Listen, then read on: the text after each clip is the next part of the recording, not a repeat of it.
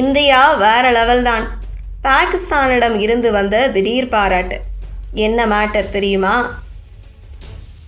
மத்திய கிழக்கில் ஈரான் போர் தீவிரமடைந்துள்ள நிலையில் சர்வதேச சந்தையில் கச்சா எண்ணெய் விலை உச்சத்தை தொட்டுள்ளது.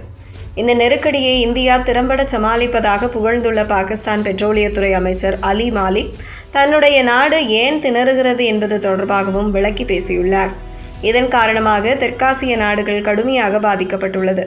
குறிப்பாக பாகிஸ்தானில் மிக மோசமான நெருக்கடி ஏற்பட்டுள்ளது. இந்த எரிபொருள் தட்டுப்பாடு காரணமாக அங்கு கடுமையான விலைவாசி உயர்வும் ஏற்பட்டுள்ளது. இதற்கிடையே இந்தியா இந்த நிலைமையை திறமையாக கையாளுவதாக தெரிவித்துள்ள பாகிஸ்தான் பெட்ரோலியத்துறை அமைச்சர் அலி மாலிக் பாகிஸ்தானில் நிலைமை மோசமாகவே இருப்பதாக குறிப்பிட்டுள்ளார். இந்தியா எடுத்த முன்னெச்சரிக்கை நடவடிக்கைகளே அதன் வெற்றிக்கான ரகசியம் என்றும் அவர் தெரிவித்தார்.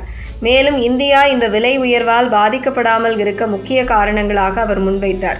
முதலில் இந்தியாவிடம் $600 பில்லியன் மதிப்பிலான அந்நிய செலாவணி கையிருப்பு உள்ளது. இது பொருளாதார அதிர்ச்சிகளை தாங்கும் வலிமையை அளிக்கிறது. ஆனால் பாகிஸ்தானிடம் அந்த அளவுக்கு அந்நிய செலாவணி கையிருப்பில் இல்லை. மேலும் இந்தியா சுமார் 60 முதல் 70 நாட்களுக்கு தேவையான எண்ணெயை சேமித்து வைத்துள்ளது. ஒரு கையெழுத்து போட்டால் இந்த எண்ணெயை சந்தைக்கு கொண்டு வந்து விலையை குறைக்க இந்தியாவால் முடியும். அதாவது எமர்ஜென்சி சூழலுக்கு பயன்படுத்த இந்தியாவிடம் சுமார் 8 வாரங்களுக்கு தேவையான கச்சா எண்ணெய் கையிருப்பு இருக்கிறது. விலை கட்டுக்கடங்காமல் உயரும்போது அதை பயன்படுத்தி கொள்ளலாம். இந்தியாவுடன் ஒப்பிடுகையில் பாகிஸ்தான் நூலிலையில் ஊசலாடி கொண்டிருப்பதாக அலி மாலிக் வேதனை தெரிவித்துள்ளார். இது தொடர்பாக அவர் மேலும் கூறுகையில், எமர்ஜென்சி சூழலில் பயன்படுத்த பாகிஸ்தானிடம் ஒரு நாளைக்கு கூட தேவையான எண்ணெய் இருப்பு கிடையாது. வணிக ரீதியான உள்ள கச்சா எண்ணெய் இருப்பு கூட வெறும் 5 முதல் 7 நாட்களுக்கு மட்டுமே வரும். மேலும் இந்தியா சர்வதேச நாணய நிதியத்தின் திட்டத்தில் இல்லை. எனவே உலகளவில் எண்ணெய் விலை உயர்ந்தபோது தங்களது வரி விதிப்பை குறைப்பதன் மூலம் நாட்டு மக்களை பாதுகாக்க அவர்களால் முடிந்தது. அதற்கான நிதி சுதந்திரம் இந்தியாவிடம் இருந்தது. ஆனால் பாகிஸ்தானிடம் நிதிநிலை அப்படி இல்லை. உயர்ந்து வரும் பெட்ரோல் விலையில் இருந்து மக்களுக்கு சிறு நிம்மதியாவது வழங்க நாங்கள் சர்வதேச நிதியத்துடன் பேச்சுவார்த்தை நடத்த உள்ளது. எங்கள் பட்ஜெட்டின் போது நஷ்டத்தை குறைக்க பெட்ரோல் மற்றும் டீசல் மீது கூடுதல் வரி வசூலிப்போம் என்று உறுதியளித்த பிறகே வரியை குறைக்க அனுமதி அளித்தனர்.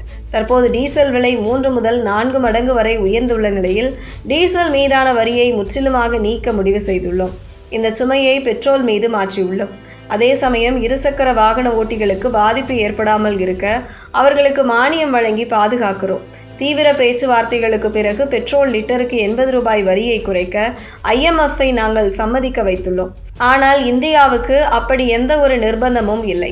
சர்வதேச நிதியத்தின் திட்டத்தில் இந்தியா இல்லாததால் அவர்கள் யாரிடமும் அனுமதி கேட்க தேவையில்லை என்றார். அதாவது இந்தியா IMF கட்டுப்பாட்டில் இல்லாததால் சுதந்திரமாக முடிவெடுக்கிறது. ஆனால் பாகிஸ்தான் ஒவ்வொரு வரி குறைப்பிற்கும் IMF-இன் அனுமதியை பெற வேண்டியுள்ளது என்பதை அவர் சுட்டிக்காட்டுகிறார். பாகிஸ்தான் பொருளாதாரம் ஏற்கனவே மோசமாக இருந்ததால் அவர்கள் உதவிக்காக சர்வதேச நிதியத்திடம் கடன் வாங்கியிருந்தார்கள். இதனால் இப்போது சர்வதேச நிதியத்தின் நிபந்தனைகளை பின்பற்ற வேண்டிய கட்டாயத்தில் பாகிஸ்தான் இருக்கிறது. இதுவும் ஒரு காரணம் என்கிறார் பாகிஸ்தான் பெட்ரோலியத்துறை அமைச்சர்.